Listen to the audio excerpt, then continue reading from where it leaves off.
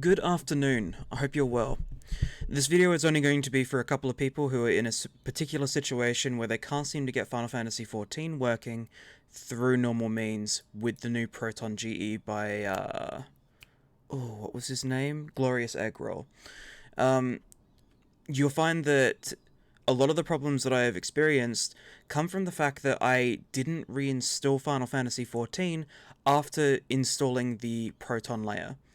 So when you go into your particular file and you go into the structure, let's see if we go to browse local files, we can see that the game is all here. If I right click properties, it tells me that it's 48 gigs.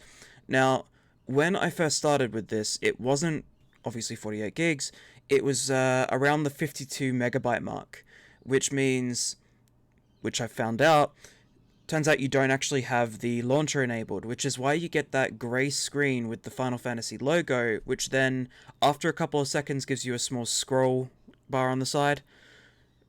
The problem being, you need to reinstall the game. Once you've reinstalled, it actually works fine. It really is that simple. You and I are probably the only fucking idiots on this planet who didn't fucking reinstall. That's why we're here. I hope that helps.